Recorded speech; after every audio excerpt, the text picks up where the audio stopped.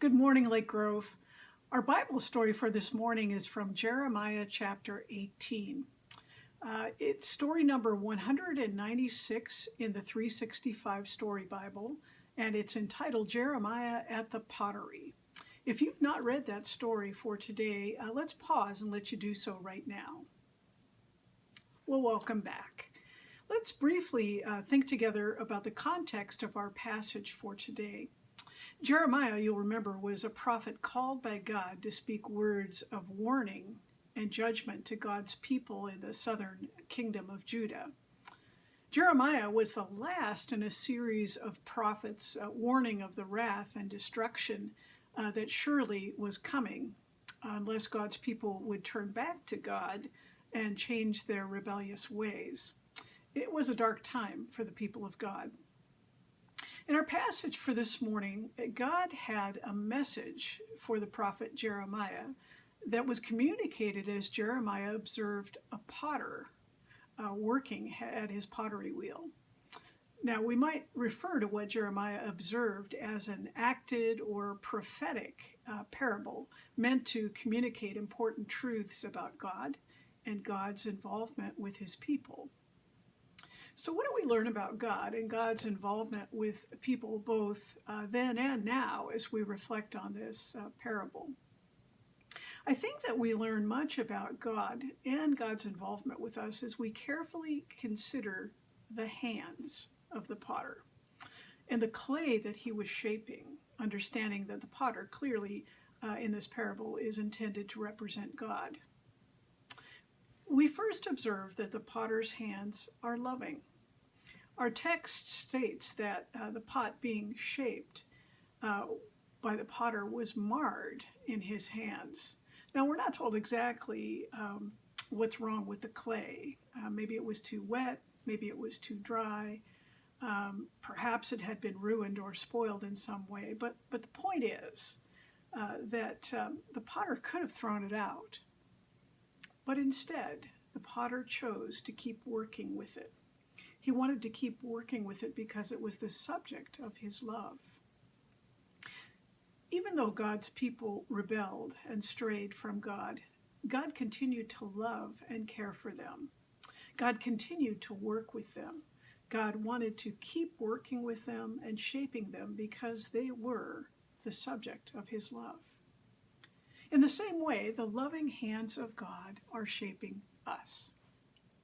I'm quite sure that most of us are acutely aware of how marred and blemished and sinful we are.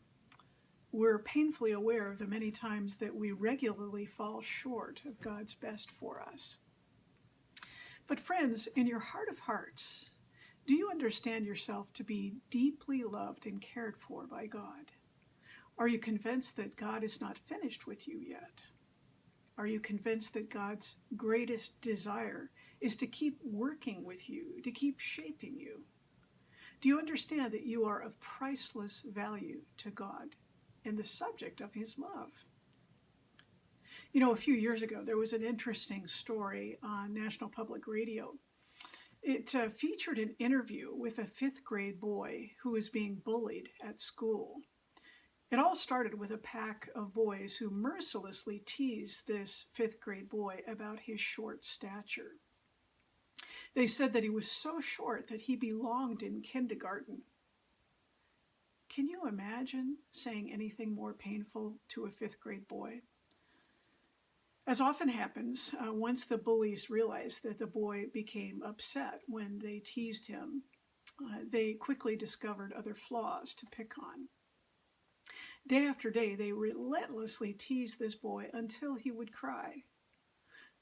The interviewer asked the boy how he coped.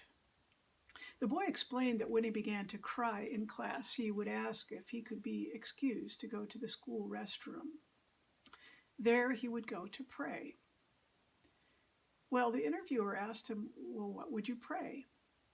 So the boy replied that he would recite verses from Psalm 139. Verses that he had committed to memory in Sunday school. He recited, "For it was you who formed my inward parts. You knit me together in my mother's womb. I praise you, for I am fearfully and wonderfully made.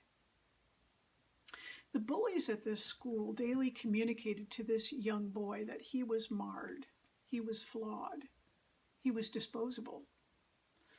But despite their taunting, in his heart of hearts, this young boy, he knew that he was created by God, that he was precious and valuable to God, and that his life was in the loving hands of God, that his life was being shaped by the loving hands of God. Friends, during this really hard season of social isolation, let's not forget that we too are precious and valuable to God. Let's not forget that our lives are in the loving hands of our God. And let's not forget that even during the hardest days as we navigate this pandemic, our lives are being shaped by the loving hands of our God, the ever-creative and persistent potter. Now that's good news. That's good news that we can count on today and every day. May it be so. Amen.